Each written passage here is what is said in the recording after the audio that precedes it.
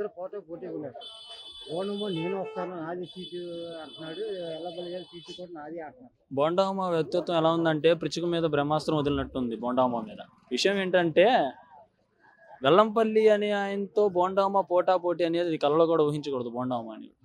ఎందుకంటే ఎవరి స్థాయి ఏంటనేది ఇక్కడ ఉన్న ప్రజలందరికీ బాగా తెలుసు. గడిచిన 5 సంవత్సరాల్లో ఆంధ్రప్రదేశ్ రాష్ట్రానికి జగన్మోహన్ రెడ్డి గారు చేసిన నవరత్నాల గురించి కూడా అందరికీ తెలుసు.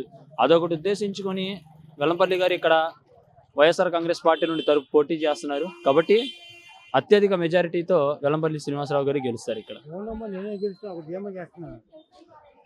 అదైన భ్రమ, బోండామ్మ అయింది భ్రమ అయింది. ఇక్కడ గెలిచేది వైఎస్ఆర్ కాంగ్రెస్ పార్టీ జెండా విజయవాడ సెంట్రల్లో ఎగిరిద్ది. అది 100%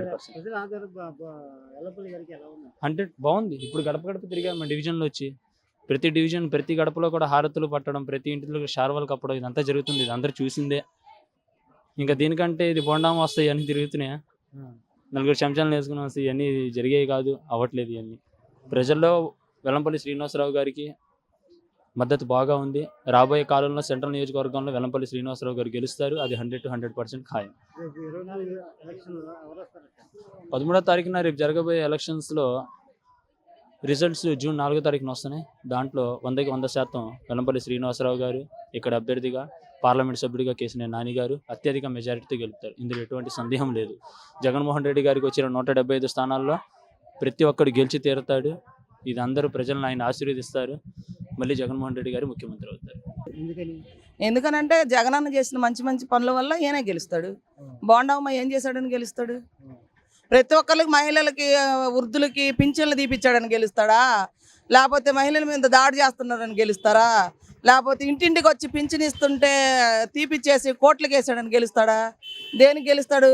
మహిళలకి ఇప్పుడు మాట చెప్తాను, ఎవరికైనా సరే 18,000 అని, అమ్మ ఒడిలు అని, మాలాంటి వాళ్ళకి చాలా జరిగినాయి అండి. లేడీస్ పరంగా అయితే చాలా జరిగినాయి మంచి పనులు. కాబట్టి మేము జగనన్నే గెలిపించుకుంటాం. సీనన్నే వస్తాడు. బోండామ్మ ఎలా వస్తాడు? చెప్పడం 100 చెప్తాడు, 100 చెప్తాడు. ఎందుకంటే వాళ్ళకి గెలుపు లేదు కాబట్టి, ముగ్గురు కలిసి వస్తున్నారు కాబట్టి ఎన్నేం చెప్పుకుంటారు.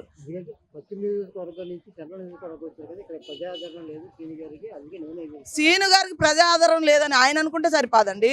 ఎంతమంది జనాలు ప్రజా ఆదరణతో ఆయన ముందుకు వెళ్తున్నారు చూస్తున్నారు కదా జనాలు.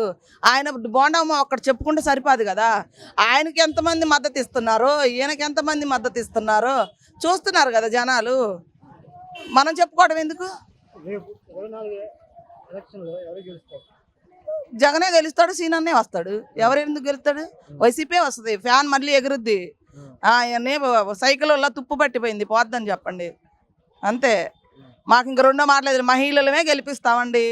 మాకు మంచి చేశాడు. 18,000 అని, అయ్యని ఎన్ని చేశాడు. వృద్ధులకి ఇంటింటికి వచ్చి పింఛన్ ఇచ్చేది వాళ్ళొక్కళ్ళు చాలండి.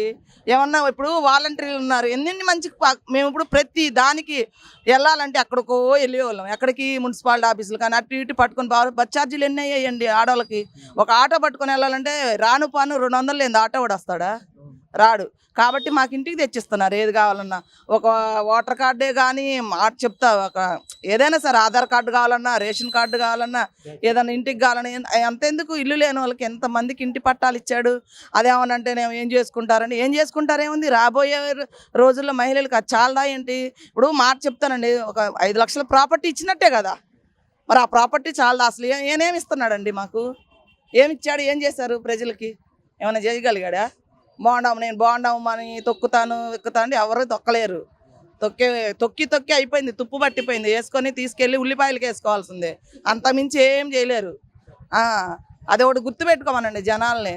ఎవరు ఎన్నికల్లో ఎలా వస్తారా? ఇప్పుడు సీనన్న తరఫున ఎంతమంది ఉన్నారో, లేడీస్ అయినా జెంట్స్ అయినా ఎవరు వస్తున్నారు?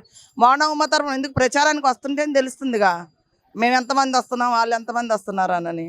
మాకు బోండానే ఏంటి పోవాల్సిందే కొట్టుకొని. మా ఫ్యానే తిరిగితే అమ్మ సౌండ్ దద్దరిల్లిపోద్ది, తగ్గేదే లేదు.